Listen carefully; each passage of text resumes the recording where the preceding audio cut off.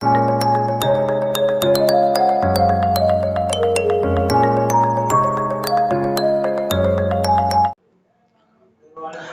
Good morning to all of you.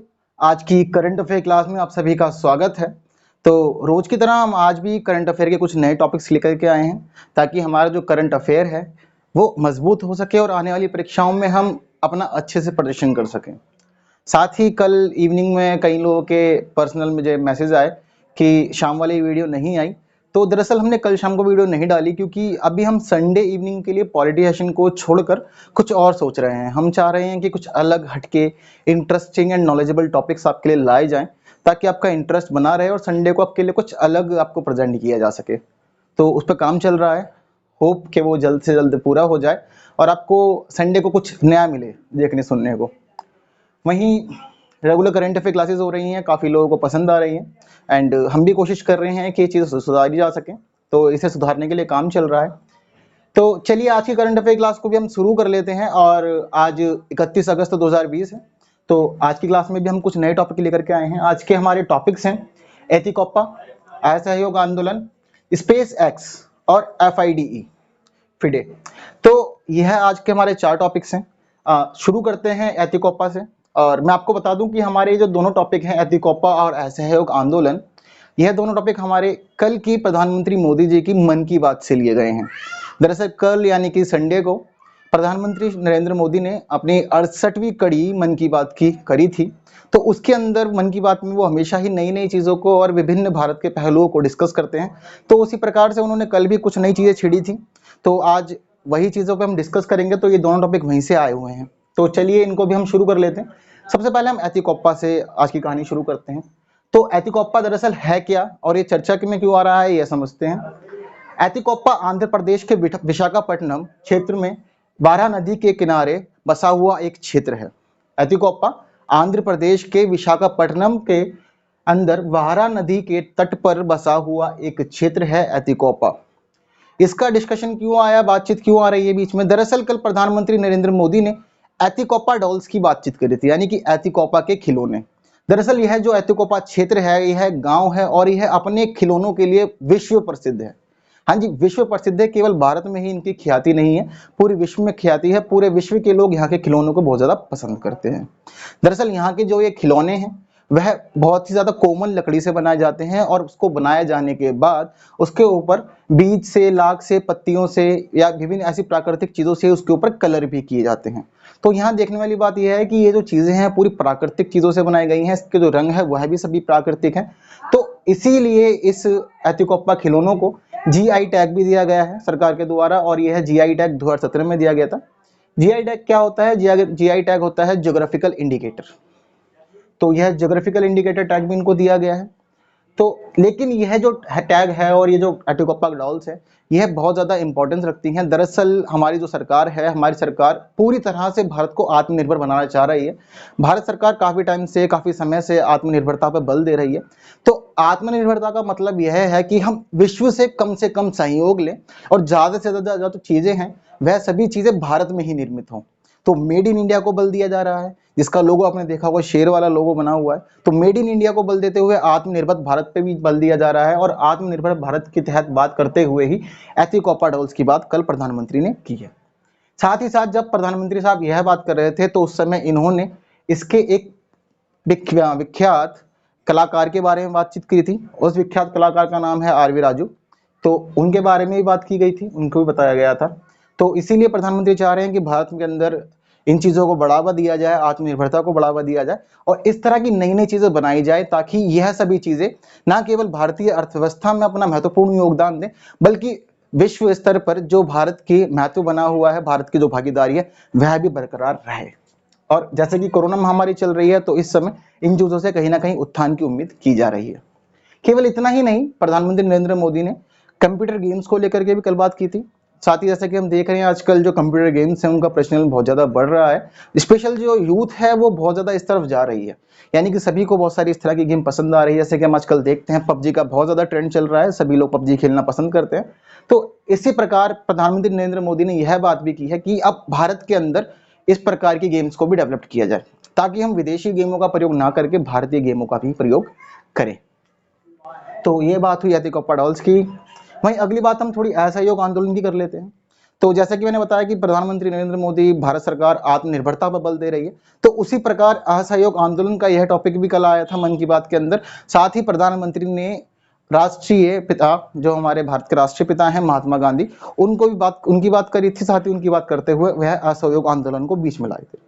तो इसीलिए कहीं ना कहीं यह टॉपिक हमारे करंट अफेयर से जुड़ गया है और परीक्षाओं में प्रश्न आने की संभावनाएं हैं। वैसे तो असहयोग जो आंदोलन है, यह हिस्ट्री का टॉपिक है, इंडियन मॉडर्न हिस्ट्री का बहुत इंपॉर्टेंट टॉपिक है और इससे प्रश्न तो आते ही रहते हैं। तो इसीलिए थोड़ा सा इसको ब्रीफ में समझते हैं, किसी अदर क्लास के अंदर हम इसको पूरा अच्छे से समझेंगे। तो असहयोग आंदोलन क्या था? दरअसल असहयोग आंदोलन की शुरुआत आज से 100 साल पहले यानी कि 1920 में खिलाफत आंदोलन के साथ हुई थी। दरअसल पहला विश्व युद्ध खत्म हुआ था, जो अंग्रेज सरकारों का वर्चस्व है बहुत ज्यादा बढ़ रहा था, वह अपने विभिन्न जगहों पर दबदबे कायम कर रहे थे। तो सबसे पहले शुरुआत खिलाफत आंदोलन की हुई थी। दरअसल क्या हुआ कि पहले विश्व युद्ध के बाद तुर्की का विभाजन कर दिया गया और विभाजन करने के साथ ही खलीफा को उसके पद से हटा लिया गया। अब खलीफा कौन होता है? खलीफा दरअसल मुस्लिमों के धार्मिक गुरु को कहा जाता है। यह तुर्की में रहा करते थे। तो उस समय इनको पद से हटा दिया गया है। तो उस समय पूरे के पूरे विश्व के जो मुसलमान हैं उनके अंदर बहुत ही ज्यादा आक्रोश पैदा हो गया और उन्होंने आंदोलन शुरू कर दिया। तो भारत में भी यह आंदोलन हुआ। भारत में इस आंदोलन के जो मुख्य नेता बने थे वह मोहम्मद अली और शौकत अली थे। इनके द्वारा यह शुरू किया गया था। वहीं अंग्रेजी सरकारों को साथ में भारत सरकार के जो लोग थे, भारत के जो लोग थे, उनका विभिन्न वार्ताएं चल रही थी, मेल मिलाप चल रहा था, विभिन्न चीजों को लेकर के वो डिस्कशन कर रहे थे, लेकिन सॉल्यूशन कहीं ना कहीं नहीं निकल पा रहा था। तो इसी दौरान सितंबर 2020 में कांग्रेस का अधिवेशन हुआ और कांग्रेस का यह अधिवेशन कोलकाता में हुआ। तो इसीलिए इस अधिवेशन को कोलकाता अधिवेशन के नाम से जाना जाता है। तो जब सितंबर 2020 में कांग्रेस का यह अधिवेशन हुआ तो उस अधिवेशन में महात्मा गांधी के द्वारा यह बात की गई कि एक आंदोलन शुरू किया जाएगा और उस आंदोलन की जो मुख्य नींव होगी, जो मूलभूत बातें होंगी, वह होंगी अहिंसा, असहयोग, स्वदेशी को बढ़ावा देना और विदेशी का बहिष्कार करना। तो इस तरह की चीजें जो मेन थी वो असहयोग आंदोलन के अंदर थी। तो इसी प्रकार जैसी घोषणा गांधी जी ने करी उसके बाद से ही यह आंदोलन शुरू कर दिया गया। वास्तव में अगर देखा जाए इस आंदोलन का स्वरूप बहुत ज्यादा विस्तृत था, क्योंकि यह आंदोलन बहुत बड़े पैमाने पे हो रहा था, पूरे भारत में हो रहा था और सभी क्षेत्रों में अंग्रेजी सरकार का बहिष्कार किया जा रहा था। अब जैसा कि जानते हैं असहयोग आंदोलन है, तो उसमें बहिष्कार कैसे कर रहे थे? बहिष्कार कर रहे थे असहयोग करके। असहयोग मतलब सहयोग ना करना, किसी भी प्रकार की मदद अंग्रेजी सरकारों को ना करना। तो जिसके अंदर दरअसल क्या किया गया है, जो भारतीय वकील थे उन्होंने कोर्ट जाना छोड़ दिया, शिक्षकों ने अंग्रेजी विद्यालयों में पढ़ाना छोड़ दिया, विद्यार्थियों ने अंग्रेजी विद्यालय जाना छोड़ दिया। साथ ही जो सामान्य जन थे उन लोगों ने क्या करा कि उन्होंने विदेशी चीजों का इस्तेमाल करना ही छोड़ दिया। उन्होंने विदेशी चीजों को किसी प्रकार से इस्तेमाल नहीं किया। साथ ही साथ इसके अंदर स्वदेशी को बढ़ावा दिया गया। स्वदेशी को बढ़ावा कैसे दिया गया? जैसे कि हम जानते हैं गांधी जी चरखे के लिए फेमस है, तो चरखे को बढ़ावा दिया, सूत कातने को बढ़ावा दिया। साथ ही जो हमारी भारतीय शिक्षा है उसको शुरू किया गया। कहीं भारतीय विद्यालय भी इसके बाद स्थापित हुए जिसके अंदर भारतीय शिक्षा दी जाती थी। तो इस प्रकार से जब यह आंदोलन चला तो इसके अंदर समाज के सभी वर्गों ने अपना बहुत ही ज्यादा सहयोग दिया और यह आंदोलन बहुत ही बड़े स्तर पर फैल गया था और शायद ऐसा भी लगने लगा था कि अब आजादी दूर नहीं है। लेकिन वहीं 5 फरवरी 1922 को उत्तर प्रदेश के गोरखपुर के अंदर चोरी चोरा हत्याकांड हो गया। जब यह कांड हुआ तो उस समय क्या हुआ कि दरअसल आरएसएस के दरअसल कुछ स्वयंसेवक जो संघ थे उन लोगों ने शराब की कीमतों के बढ़ने के विरोध में कुछ प्रदर्शन कर रहे थे। तो वहां के जो स्थानीय लोग थे वह इस बात से नाराज हो गए और उन्होंने उन लोगों को पीट दिया। तो यह एक घटना थी, हिंसा हुई यहाँ थोड़ी सी। पर इसके बाद क्या हुआ कि पुलिस आई, पुलिस ने थोड़ी मारपीट करी, मामले शुरू कर दिए। तो जब पुलिस आई तो पुलिस के आने के बाद क्या हुआ, वो स्थानीय लोग और ज्यादा भड़क गए। वो स्थानीय लोग भड़के और उन्होंने पुलिस का पीछा शुरू किया और पीछा करने के बाद उन्होंने पुलिस के जो अधिकारी थे उनको मारा। पुलिस के अधिकारियों ने खुद को बचाने के लिए अपने आप को पुलिस थाने में बंद कर लिया। वह सोच तो ऐसा रहे थे कि पुलिस थाने बंद होने के बाद वे लोग बच जाएंगे, लेकिन वहां की जो स्थानीय भीड़ थी वो बहुत ज्यादा गुस्से में थी। तो इसीलिए उस स्थानीय भीड़ ने उस पुलिस स्टेशन में ही आग लगा दी और इस वजह से वहां ऐसा माना जाता है कि लगभग 22 पुलिस वालों की मौत हो गई थी। और जब यह पूरी की पूरी घटना महात्मा गांधी को पता लगी तो उस समय वह बहुत ज्यादा दुखी हुए, क्योंकि महात्मा गांधी कभी भी हिंसा का समर्थन नहीं करते थे। तो इस घटना से वह बहुत ज्यादा दुखी हुए और उन्होंने अपना यह असहयोग आंदोलन वापस ले लिया। कई लोगों ने बहुत ज्यादा मना करा लेकिन वह नहीं माने, क्योंकि असहयोग आंदोलन उस समय में चरम पर था और सबके साथ उम्मीद यही की जा रही थी कि अब शायद आज़ादी दूर नहीं होगी। तो इस स्थिति में असहयोग आंदोलन वापस लिया गया और स्थिति सारी की सारी बिगड़ गई और पुनः पुरानी स्थिति वापस हो गई, सब लोग सामान्य जीवन व्यतीत करने लगे। आगे कई अन्य आंदोलन भी हुए, उनकी भी चर्चा करेंगे फिर कभी। तो यह बात थी फिलहाल असहयोग आंदोलन की। तो यह दोनों वह बातें थी जो कल प्रधानमंत्री नरेंद्र मोदी के द्वारा मन की बात में उठाई गई थी। आगे चलते हैं, अगला टॉपिक समझ लेते हैं। हमारा अगला टॉपिक है स्पेस एक्स। तो स्पेस एक्स चर्चा में क्यों है, सबसे पहले हम यह समझ लेते हैं। दरअसल कल यानी कि संडे को स्पेस एक्स स्टारलिंक का 12वां बैच लॉन्च करने वाला था। स्टारलिंक क्या है? स्टारलिंक एक सैटेलाइट का एक वर्ग है। तो इस वर्ग की कल 12वां बैच लॉन्च किया जाने वाला था स्पेस एक्स के द्वारा, लेकिन वह लॉन्च नहीं हुआ। वो लॉन्च क्यों नहीं हुआ? क्योंकि कल मौसम बहुत ज़्यादा खराब था। मौसम के कारणों की वजह से यह जो स्टारलिंक का 12वां बैच था ये लॉन्च नहीं हो पाया और स्पेस एक्स को यह 12वां बैच पृथ्वी की कक्षा के अंदर स्थापित करना था। तो मौसम की खराबी की वजह से नहीं हुआ। साथ ही साथ इसके बारे में बात कर लेते हैं। इसके अंदर कल स्पेस एक्स को SAOCOM साओकॉम 1B को लॉन्च करना था और यह लॉन्च उसको SLC-40 के द्वारा करना था। तो साओकॉम को ये लॉन्च करना था और SLC द्वारा इसके द्वारा लॉन्च करना था। इसको थोड़ा समझ लेते हैं। साओकॉम 1B सैटेलाइट का नाम है। तो यह साओकॉम 1B सैटेलाइट लॉन्च करनी थी, वहीं यह सैटेलाइट SLC-40 के द्वारा लॉन्च की जानी थी। तो यह कौन लॉन्च कर रहा है? स्पेस एक्स लॉन्च कर रहा है और ये क्या है? स्टारलिंक बैच की 12वें बैच की सैटेलाइट्स ये हैं। ठीक है, वहीं इसके आगे थोड़ा सा और समझ लेते हैं। जो ये सैटेलाइट्स हैं, इन सैटेलाइट्स का जो 11वां बैच है, वह 11वां बैच अब से 2 हफ्ते पहले ही लॉन्च किया गया था और जब यह 2 हफ्ते पहले लॉन्च हुआ था तो उस समय इसके अंदर 50 सैटेलाइट्स को लॉन्च किया गया था।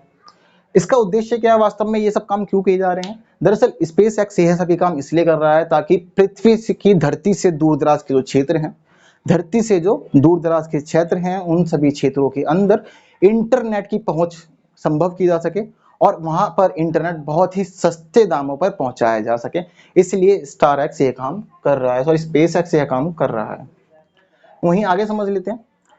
इस मिशन की जो मतलब मिशन है, इसकी शुरुआत कब की गई थी? दरअसल स्टारलिंक की शुरुआत जो की गई थी वो 2015 की जनवरी में स्पेस एक्स के द्वारा की गई थी। यानी कि जनवरी के 2015 के महीने में यह घोषणा कर दी गई थी कि स्पेस एक्स स्टारलिंक नाम की सैटेलाइट्स को पृथ्वी की कक्षा में स्थापित करेगा और साथ ही साथ यहाँ पे इसने यह घोषणा करी थी कि उस समय कि इसके तहत 12,000 सैटेलाइट्स को लॉन्च किया जाएगा।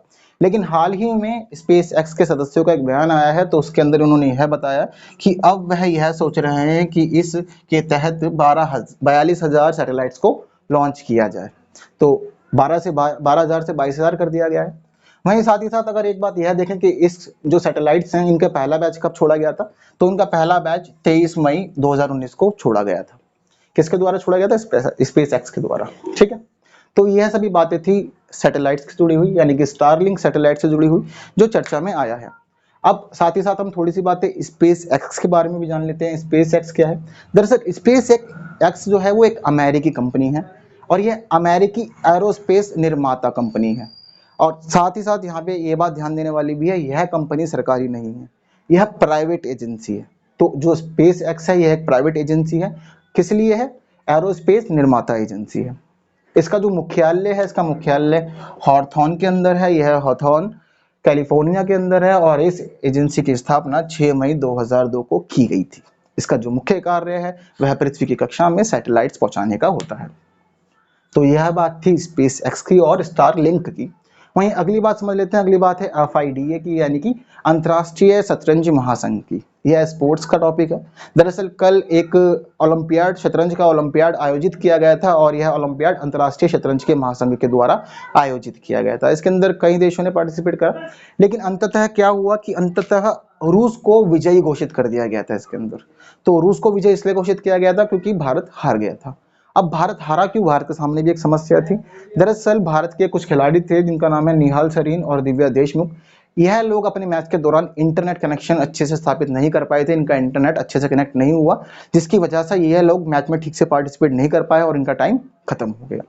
तो इनका ये जो टाइम था खत्म हो गया। दरअसल पहली बार ऐसा हुआ है कि अंतर्राष्ट्रीय शतरंज महासंघ ने यह जो ओलंपियाड है यह ऑनलाइन आयोजित करवाया है। इससे पहले यह ओलंपियाड ऑफलाइन ही होता था, सभी नॉर्मली पार्टिसिपेट करते थे। कोरोना महामारी की वजह से यह ओलंपियाड भी ऑनलाइन ही आयोजित किया गया था और इन दोनों का जो ये इंटरनेट कनेक्शन है वह स्थापित नहीं हो सका। तो उसके बाद में जब यह बात उठाई गई, रूस की घोषणा हो गई थी कि रूस विजयी है और रूस को गोल्ड मेडल दिया जाएगा, तो भारतीय खिलाड़ियों के द्वारा बात उठाई गई कि ये चीज़ गलत है, हमारे इंटरनेट कनेक्शन की दिक्कत थी। तो उसके बाद विभिन्न विषय देखे गए, जो इससे जुड़े हुए जो भी प्रूफ थे उन सभी प्रूफों को मंगाया गया, तो अंततः सच में यह पता लगा कि इंटरनेट कनेक्ट नहीं हो पाया था। तो उसके बाद जो फिडे है, अंतर्राष्ट्रीय शतरंज महासंघ, इसने यह फैसला किया कि जो ये आखिरी दोनों देश थे यानी कि रूस और भारत, इन दोनों को ही विजय घोषित किया जाएगा। और अंततः अंतर्राष्ट्रीय शतरंज महासंघ ने भारत और रूस दोनों को ही विजयी घोषित कर दिया था। तो आज के हमारे यह चारों टॉपिक थे: एतिकोप्पा, असहयोग आंदोलन, स्टार एक्स और फिडे।